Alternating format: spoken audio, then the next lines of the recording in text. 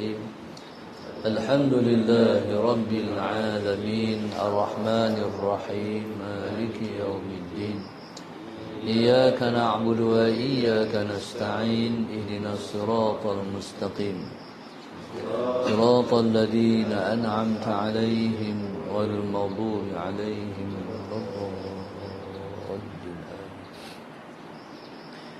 بسم الله الرحمن الرحيم الحمد لله رب العالمين والصلاة والسلام على أبي القاسم الأمين وعلى آله وصحبه أجمعين. قال رب اشرح لي صدري ويسر لي أمري واحلل عقدة من لساني يفقه قولي. سبحانك لا علم لنا إلا ما علمتنا إنك أنت العليم الحكيم ولا حول ولا قوة إلا بالله العلي العظيم. اللهم صل وسلم وبارك على سيدنا محمد الفاتح لما أغلق والخاتم لما سبق ناصر الحق بالحق والهادي إلى صراطك المستقيم صلى الله عليه وعلى آله وصحبه حق قدره ومقداره العظيم. أعوذ بالله من الشيطان الرجيم. بسم الله الرحمن الرحيم. بسم الله الرب العظيم والرسول الكريم والملائكة المقربين. الصلاة والسلام عليك يا سيدي يا رسول الله. خذ بيدي قلت حيلتي أدركني.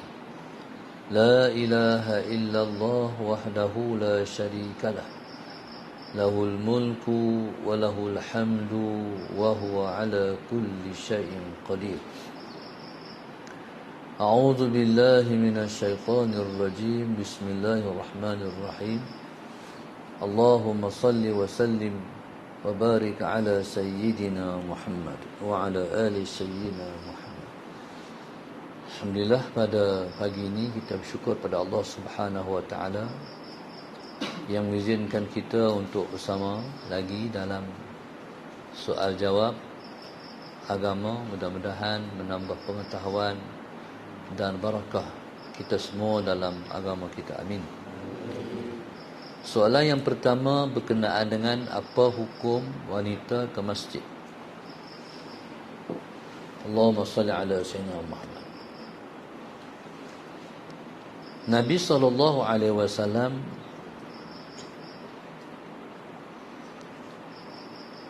tidak pernah ada nas ataupun larangan kepada orang perempuan untuk ke masjid, terlebih khusus sembahyang berjamaah. Allahumma salli ala sayyidina Muhammad.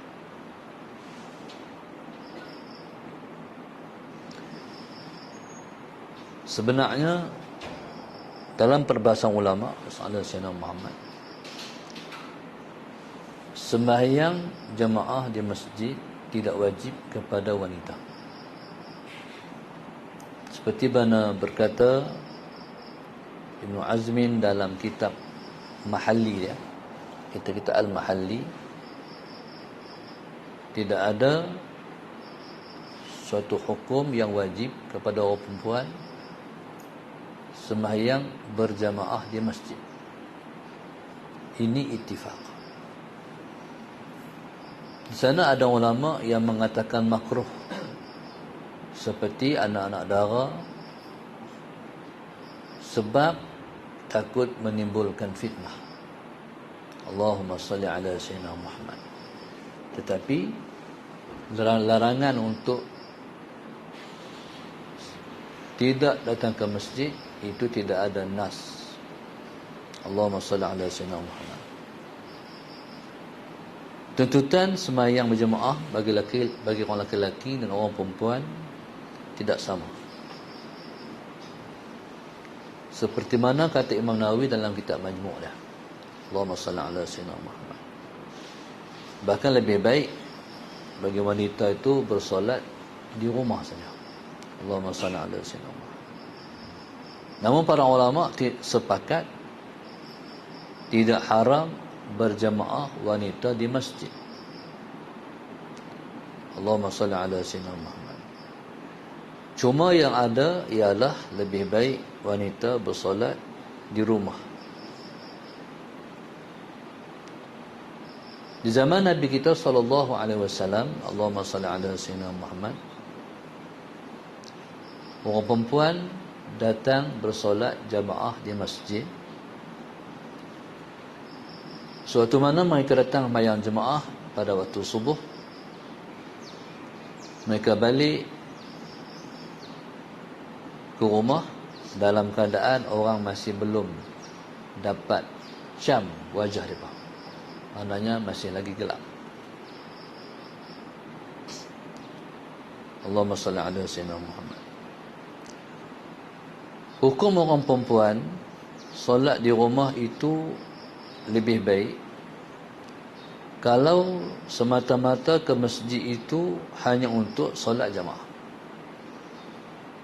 Tapi kalau di masjid ada pengajian, Allahumma salli ala sayyidina Muhammad, kata Dr. Yusuf Al-Qaradawi, lebih baiklah dia bersolat berjamaah di masjid. Kalau semata-mata tapi main jemaah je, lebih baiklah main di rumah. Tapi kalau di masjid ada pengajian, lebih baiklah di masjid. Ataupun ada faedah-faedah yang lain, seperti ada himpunan muslimat, ada usrah yasin ke apa-apalah, berhimpunan muslimat dan sebagainya. Lebih baiklah bersolat jemaah di masjid. Allahumma salli ala sayyidina. Lebih-lebih lagi ada suami yang tak dapat untuk menyelesaikan masalah-masalah berkaitan fardu ain orang perempuan. Di masjid ada orang mengajar, eloklah orang perempuan tu sembahyang di masjid. Dan para suami wajib melepaskan isteri-isteri mereka untuk pergi mengaji. Sebab tidak ada suatu dosa yang lebih besar pada seorang suami selepas syirik kepada Allah, melainkan membiarkan isteri-isterinya dalam keadaan jahil. Dia tak pergi mengajar, lepas tu tak bagi anak, dia tak bagi pula orang pergi masjid mengaji. Dosa. Kalaupun dia boleh mengajar, memberi ilmu barangkali pada isteri dia, tapi sama tak dengan yang ustaz-ustaz tazkirah bagi di masjid? Tak sama. Di masjid kadang-kadang sama macam yang suami nak bagi, tetapi di masjid kadang-kadang kita dengar tazkirah yang boleh mengetuk hati dan perasaan kita. Itu lebih baik. Allahumma salli ala sayyidina Muhammad. Cuma orang perempuan kalau ke masjid, dia ada syarat-syarat yang dia kena jaga. Ada beberapa syarat yang orang perempuan kena jaga di masjid.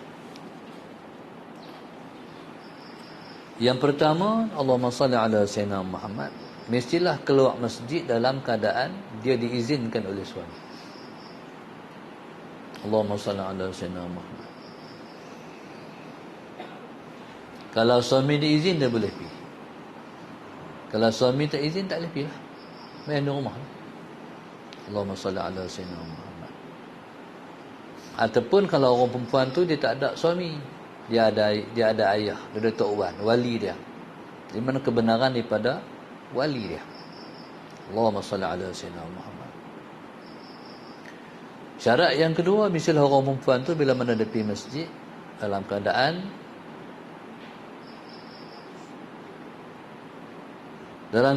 dia patuh kepada hukum syarak, dalam keadaan menutup aurat dan memakai pakaian yang sopan. Maksudnya masalah Sayyidina Muhammad kalau pergi masjid pakai seluar jin, dosa pergi duduk masjid, duduk rumah. Ataupun nak pakai baju seksi-seksi, tak payah pergi. Jadi ni syarat kalau orang puan nak pergi sembahyang di masjid. Yang ketiga, syaratnya tidak bersolek. dan berbauan. Allahumma salli ala sayyidina Muhammad. Yang keempat, lebih elok ditemani mahram. Maksudnya masalah sayyidina Muhammad dia pergi masjid dalam keadaan ditemani oleh suami ataupun kawan-kawan yang disebut kawan-kawan yang adilas, kawan-kawan yang baik-baik. Allahumma salli ala sayyidina Muhammad. Baik. Orang pun kena ingat bila mana lepas keluar rumah, Allahumma salli ala sayyidina Muhammad. Bila orang puan keluar rumah, syaitan akan mendongak dan melihat kepada dia. Macam contoh, bila mana orang perempuan keluar rumah, syaitan mendongak pada dia tu seumpama seperti bapak kambing. Macam mana dia tengok kambing tina lalu depan dia. Kalau kita biasa tengok kambing, salah Sayyidina Muhammad, dia akan panggung, dia tengok sampai habis. Begitulah syaitan mendongak dan melihat pada orang perempuan yang keluar rumah. Betul, orang perempuan yang bekerja mestilah menjaga dirinya dengan sampai dia menjadi fitnah pada orang lelaki-lelaki. Sallallahu alaihi wasallam. Di sana ada tegahan, ada peringatan Rasulullah terhadap orang perempuan ni. Nabi sebut, ma taraktu fitnatan adarra 'ala rijal minan nisa. Kata Nabi SAW, Allahumma salli ala sayyidina Muhammad, aku tidak meninggalkan satu fitnah yang terlebih mudarat kepada orang lelaki lebih daripada fitnah wanita. Tutup lampu. Allahumma salli ala sayyidina Muhammad. Kata Imam Syafi'i radhiyallahu ta'ala anhu, sampai berat dan besarnya fitnah wanita ni, Allahumma salli ala sayyidina Muhammad. Daripada aku berjalan di belakang singa, lebih daripada aku berjalan di belakang wanita, lebih baik aku berjalan di belakang singa. Jadi dalam belakang singa tu dah mudarat dah, sangat mudarat. Tetapi berjalan belakang orang perempuan tu lebih lagi mudarat. Allahumma salli ala sayyidina Muhammad. Baik. Tapi kalau orang perempuan nak pergi masjid, jadi kekalkan maruah wanita untuk dia tidak menimbulkan ataupun menyebabkan dia berdosa dan orang lain turut dosa juga. Segi larangan Nabi tak ada. Orang puan tak boleh pergi masjid. Sampai Nabi sebut, la tamna'u nisa'akum al-masajid.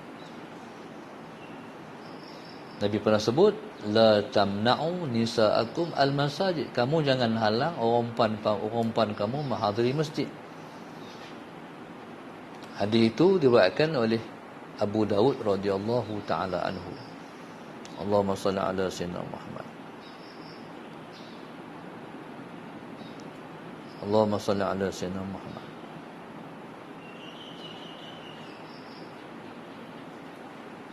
Okey, itu hukum yang berkaitan dengan hukum orang puan di masjid sembahyang berjemaah. Allahumma salli ala sayyidina Muhammad. Soalan yang kedua berkaitan dengan Allahumma salli ala sayyidina Muhammad,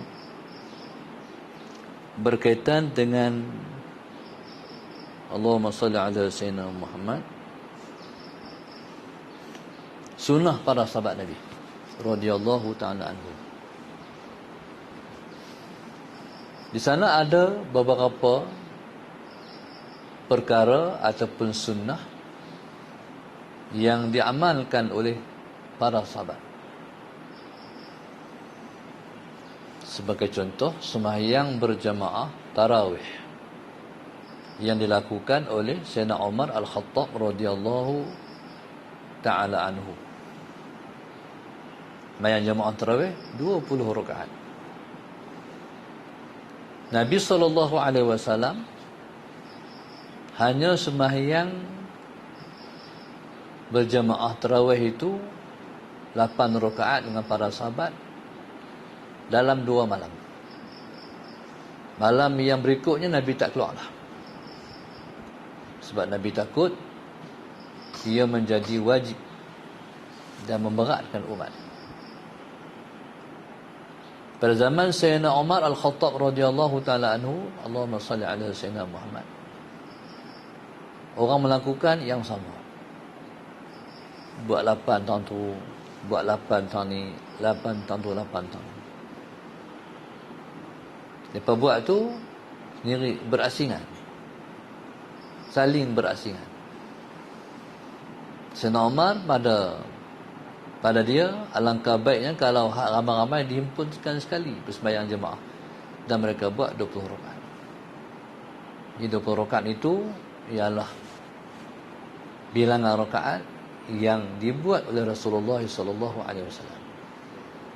Nabi kita sallallahu alaihi wasallam sembahyang 8 bersama dengan para sahabat, lebihnya Nabi sembahyang dalam rumah. Dalam satu hadis Nabi sallallahu alaihi wasallam sebut, alaikum bisunnati wa sunnatil khulafa'ir rasyidin min ba'di. Alaikum bisunnati wa sunnatil khulafa'ir rasyidin al-mahdiyyin ba'di. Nabi sebutlah kamu berpegang teguh dengan sunnahku, Allahumma salli ala sayyidina Muhammad, dan berpegang teguh dengan sunnah khulafa'ur rasyidin yang datang selepasku. Dalam sebuah hadis yang lain Nabi sebut, iqtadu billadina min ba'di Abu Bakr wa Umar. Iqtadu billadina min ba'di Abi Bakr wa Umar. Ikutlah kamu orang yang selepas aku. Nabi spesifik, Nabi sebut Abu Bakar dan Umar. Jadi apa yang Sayyidina Abu Bakar buat dan apa juga yang dibuat oleh Sayyidina Umar, jadi ikutlah.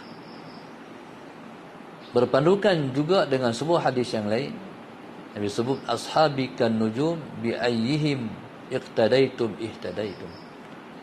Sahabat-sahabat aku mereka seumpama bintang. Mana-mana seorang yang kamu ikut, kamu akan mendapat petunjuk. Itu lebih umum. Di mana-mana yang kamu tahu para sahabat buat, kamu buat. Para sahabat Nabi seramai 124,000 orang itu, mereka diperlakukan oleh Rasulullah sallallahu alaihi wasallam apa yang mereka buat, sunnah mereka. Allahumma salli ala sayyidina Muhammad. Baik, lepas daripada itu maka ikutilah orang-orang yang mewarisi warisan sahabat Nabi. Ini disebut dengan golongan tabi'in.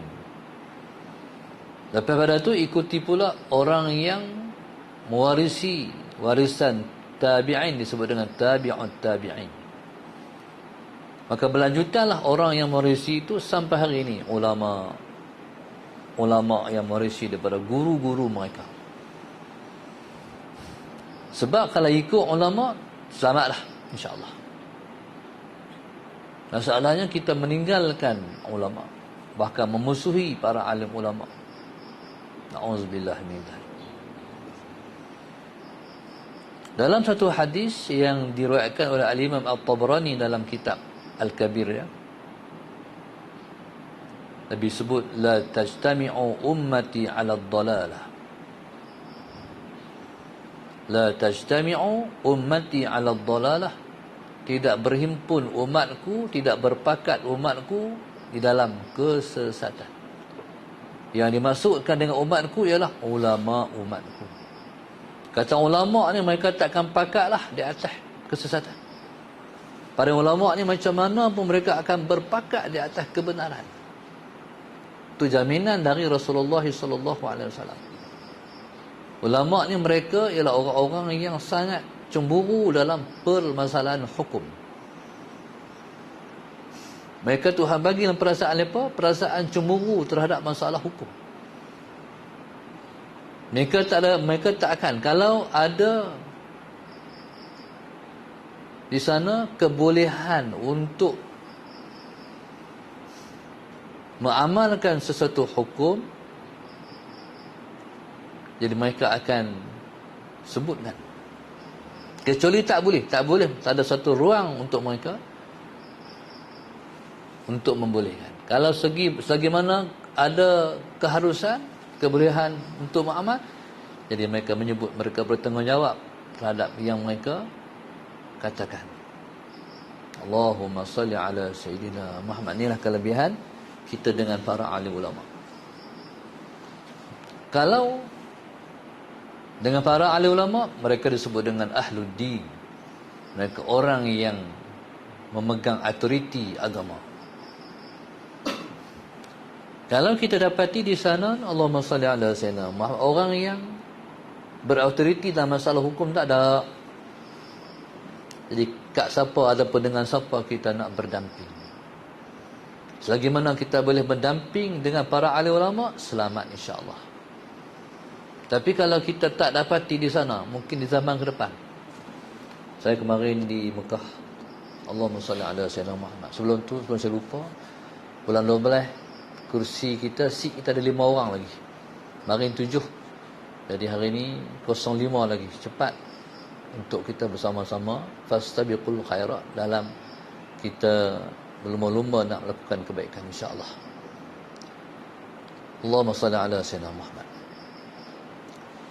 Kami di Mekah, Tuhan bagi bilik kuliah tingkat 21.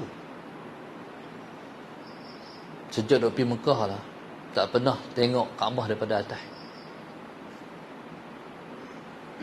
Bila mana saya duduk tingkat 21 tu, saya teringat satu masa saya mimpi. Saya mimpi di zaman Dajjal. Dajjal ni dia duduk di atas angkasa Mekah dengan kapal-kapal angkasa yang besar-besar. Jadi bila tengok gambar Star Wars apa semua tu, mungkin itu teknologi Dajjal lah. Kemampuan untuk menguasai alam angkasa dan juga alam bumi, alam dunia. Allahumma salli ala Sayyidina Muhammad. Jadi sebelum tu, jadi bila saya nak tengok kapal-kapal besar tu, saya tengok satu orang namanya Henry Kissinger dalam mimpi tu. Pernah dengar nama tu tapi tak cakna sangat. Rupa-rupanya dia ni ialah, dia kalau tak salah ingat, dia ketua Setiausaha Negara Amerika. Amerika ni dia pemegang bai'ah Dajjal. Sebab tu bila mana Palestin menyerang, gerakan Hamas menyerang Israel, Amerika yang sangat peduli. Mereka dah hantar kapal perang lah. Sampai tak sampai lagi tak tahulah, dah hantar lah. Perang ni rasanya wallahu alam lah, kita tak tahu. Mungkin dia tak makan masa berhari, tapi dia akan pergi masa lama. Dan Yahudi sakut sangat perang ni sebenarnya. Melalui video yang kita tengok, Yahudi ni bila dia arah untuk pergi perang dengan Palestinian, gerakan Hamas ni, tak mau pergi, takut. Saya memang menendang meja, tak mau pergi. Suruh pergi senapang, mau tembak lah kadang-kadang, teriak. Sangat pengecut. Lepas takut, lepas tahu, lepas ada ilmu. Perang orang Islam ni tu masa akan sampai masa yang Nabi sebutlah hadis tu. Waktu mana Yahudi bersembunyi di balik pokok dan batu, dan apapun objek, pokok dan batu kan kata, ta'ala muslim al-yahud wara'i. Mai muslim, mai Islam, Yahudi belakang aku. Dan dia akan hadapi situasi itu. Ilal gharqad. Menaikkan satu pohon pokok namanya pokok gharqad. Pokok tu saja dia panggil pokok Yahudi, dia panggil Sajaratul Yahud. Hak tu saja yang tak abad Yahudi belakang. Hak lain semua buatkan bagi kita jadi belakang. Jadi hebat. Sebab itu di antara maklumat yang kita terima Tentera Yahudi ni, Allahumma salli ala Muhammad, bila mereka tengok tentera Hamas ni, yang pelik mereka tengok semua berpakaian putih. Macam mana Hamas ni boleh masuk tu? Tuhan bagi otak kat mereka dengan sebab mereka ni sebenarnya, saya rasa saya tengok satu video tu yang katakan Hamas ni Syiah. Tak betul. Tak betul Hamas tu Syiah. Hamas ni satu gerakan yang ditubuhkan oleh seorang ulama yang sangat berpengaruh, dihormati oleh ulama-ulama dunia, iaitu Syekh Muhammad Yasin. Dia bukan Syiah, dia ada sunnah. Semua orang kenal Muhammad Yasin. Bila macam mana boleh kata Hamas tu Syiah? Pelik. Salah Sayyidina Muhammad. Syekh Muhammad Yasin ni mati syahid. Muka terpelihara, habis dia diletupkan. Dia ulama yang dipenjara. Dikelak penjara, dia lumpuh. Jadi akhirnya dia tolak kata sorong, wheelchair ke masjid. Dia mati syahid. Muka tu pelihara, belakang dia hancur. Jadi kemudian dialah yang mengasaskan gerakan intifadah melawan Yahudi tu. Sampai lepas tu Yahudi, sampai orang sebelum tu tak melawan. Tu budak-budak yang baling batu tu daripada kesan intifadah yang diasaskan oleh Syekh Ahmad Yasin. Dan ramai-ramai tentera Hamas tu, ada seorang budak yang duduk dalam gambar tu. Budak tu akhirnya Musa Sayyidina Muhammad syahid ketika mana? Ketika umur 35 tahun. Lepas dia bersama dengan Syekh Ahmad Yasin. Allahumma salli ala Sayyidina Muhammad. Syekh Ahmad Yasin dalam satu kalam yang saya tengok, dia jangka Yahudi akan musnah tahun 2027. InsyaAllah. Berapa hari lagi? Salah Sayyidina Muhammad. Yahudi takut sungguh perang tu.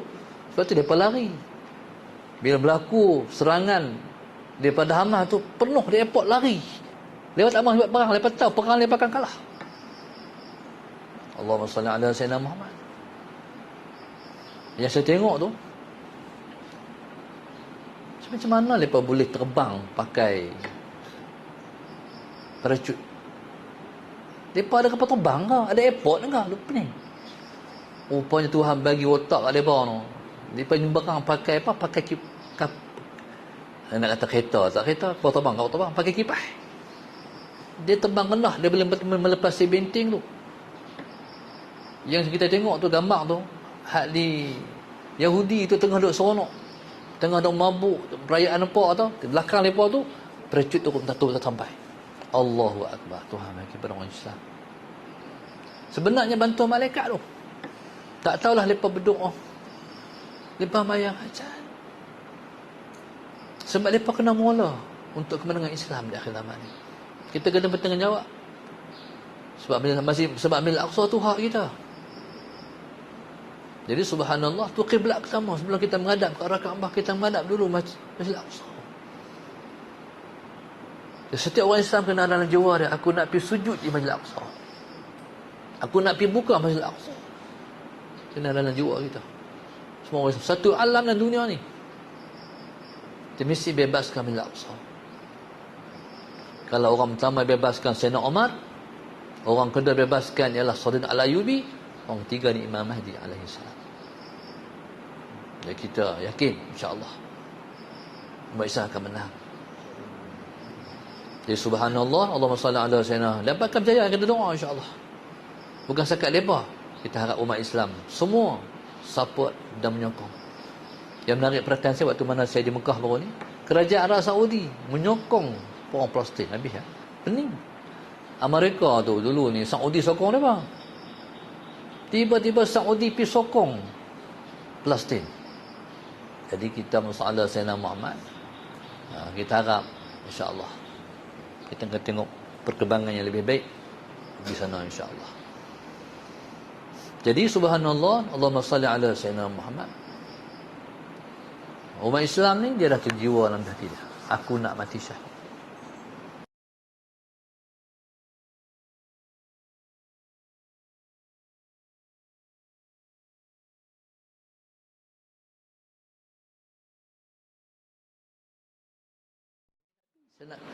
Yang rasa terharu tu sebab lepas balik kampung mereka. tanah yang di balik Palestin, di balik Gaza tu ialah kampung halaman mereka yang dirampas balik ke kampung nenek moyang. Tu pakat seronok sangat tu. Bila tembok tu depa runtuh, balik kampung. Kampung yang dirampas oleh Yahudi. Ada rumah-rumah yang masalah sana yang di balik sana tu, rumah depa yang depa kena kosong rumah tu untuk orang Yahudi mai duduk di rumah tu. Rumah tu telah dipermilikkan kepada Yahudi. Jadi Yahudi ni sebenarnya daripada 3 sejarah.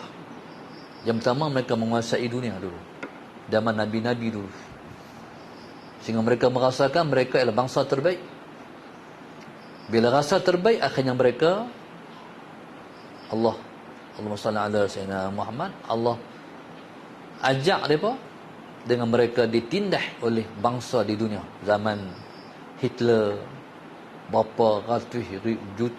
berapa juta orang Yahudi kena bunuh. Akhirnya Musa Sayyidina Muhammad, kemudian Tuhan bagi balik kekuasaan pada mereka. Mereka sombong balik.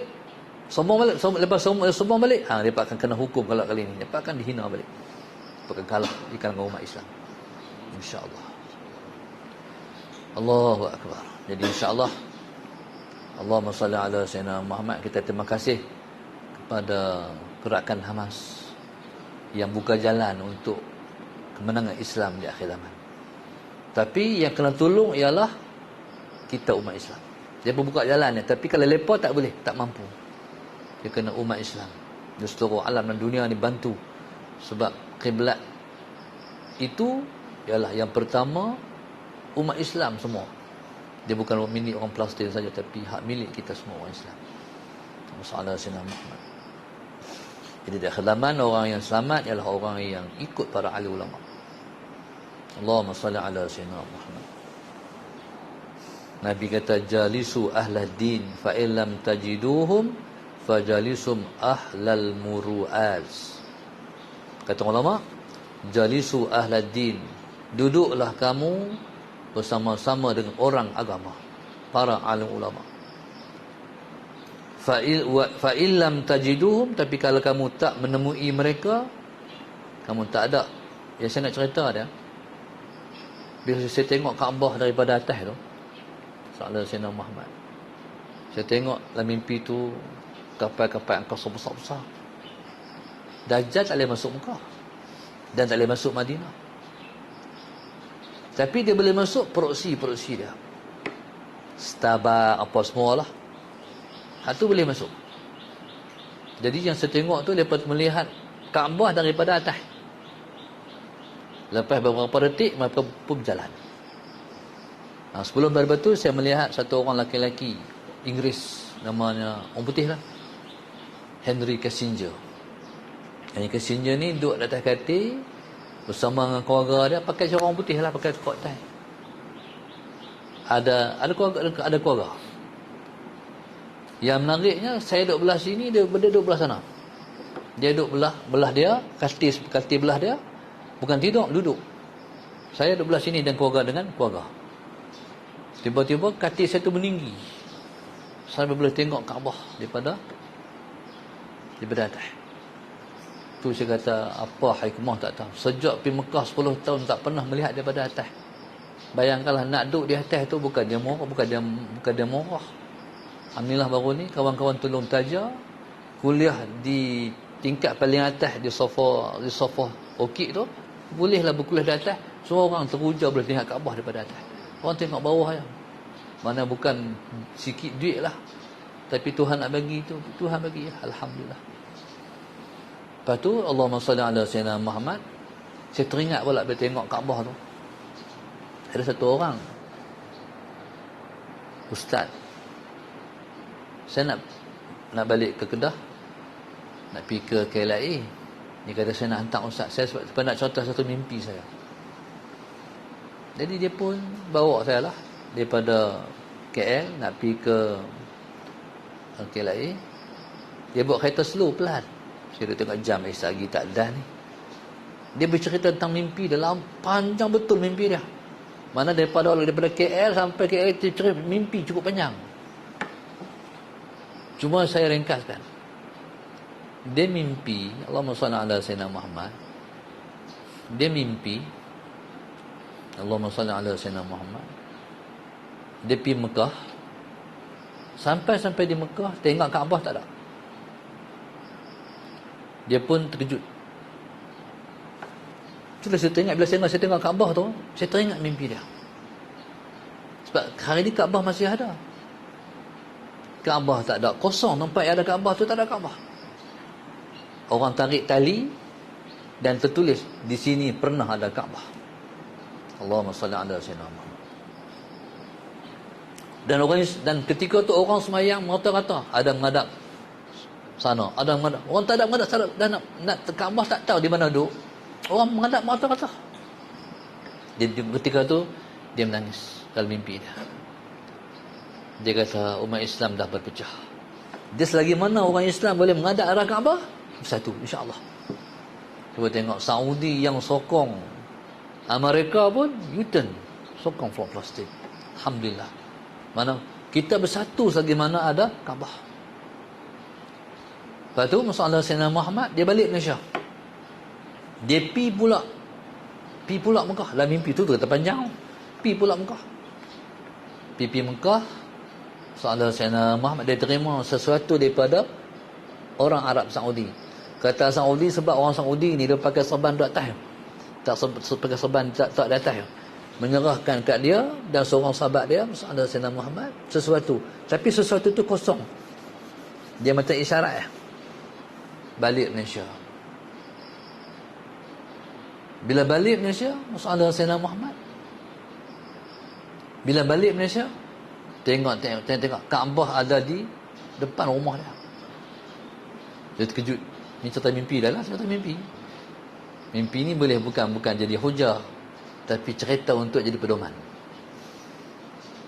Jadi yang pertama sekali, insya-Allah soalan Sayyidina Muhammad satu masa esok, kekuasaan akan balik pada umat Islam, khususnya bangsa kita ni. Sebab Rayatul Sud akan datang daripada timur. Panji-panji hitam tu main daripada timur. Sebab itu hari ni Amerika mencipta panji-panji hitam. Dia buat ISIS. Itulah panji-panji hitam mereka.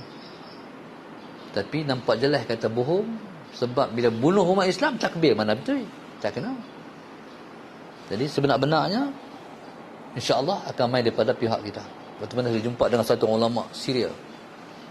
Saya tanya, 2 kali saya tanya dia. 2 kali saya pergi, 2 kali saya tanya.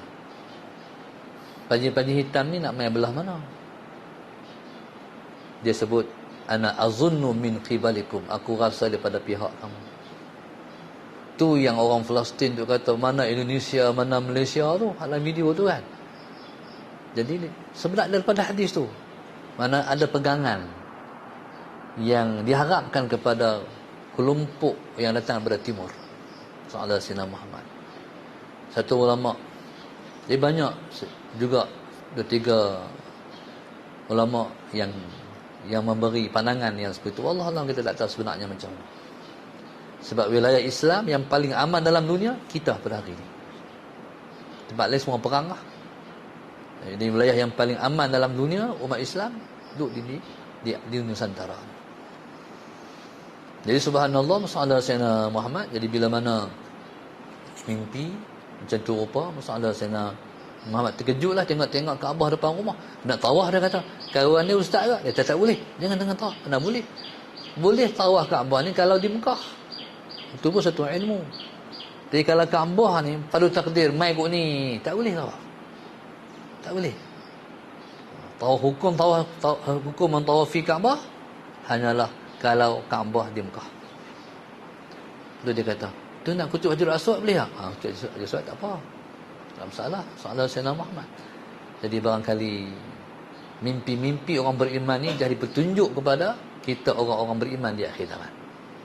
Jadi syaitan tak boleh apa-apalah.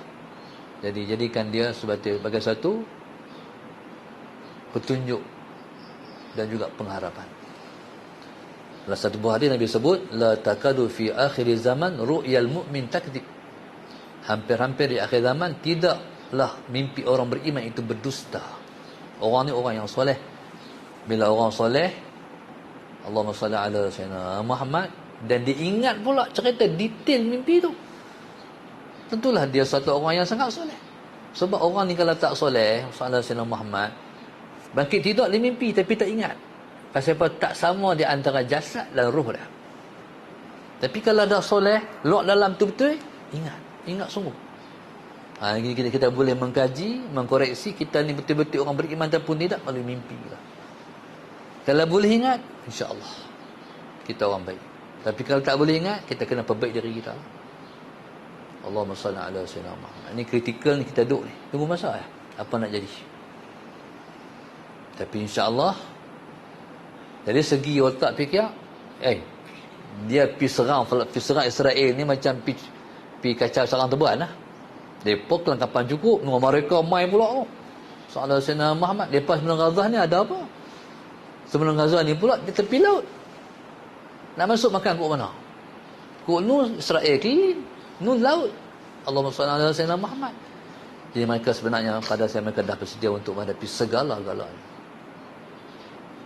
Allah dah bagi mereka mampulah bersedia untuk menghadapi segala-galanya. Matilah yang mereka paling impikan sekali. Jadi mereka boleh disekat makanan tu, nak pergi ke mana? Soalan Sayyidina Muhammad. Jadi mungkin rakyat Palestin mungkin sanggup mengorbankan separuh daripada rakyatnya untuk membebaskan bumi Palestin yang luas. Allahumma salli ala sayyidina. Habislah rakyat dia. Pasal apa? Netanyahu dah bagi satu statement soalan Sayyidina Muhammad, engkau tunggu. Dia akan bom habis-habisan lah. Ini maknanya umat Islam ni selagi mana tak sabar betul-betul, belum akan datang kemenangan. Dia kena sabar sungguh-sungguh sampai hancur baru mai pertolongan Allah Subhanahu wa taala. Wallahu subhanahu wa taala alam. Allahumma salli ala sayyidina Muhammad.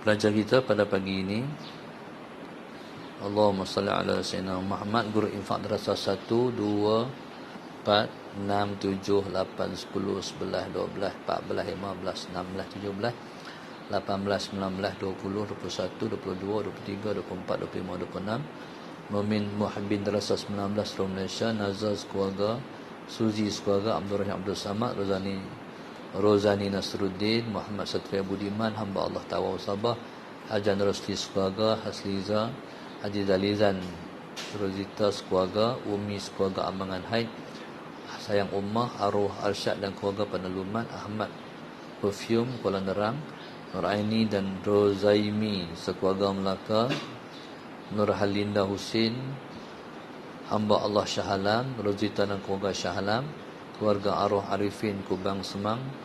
Mohon doakan agar Rahman diberi kesembuhan, amin. Nurul Nadia Abdullah, Sungai Besi, Kuala Lumpur. Allah kabul semua hajat mereka, amin.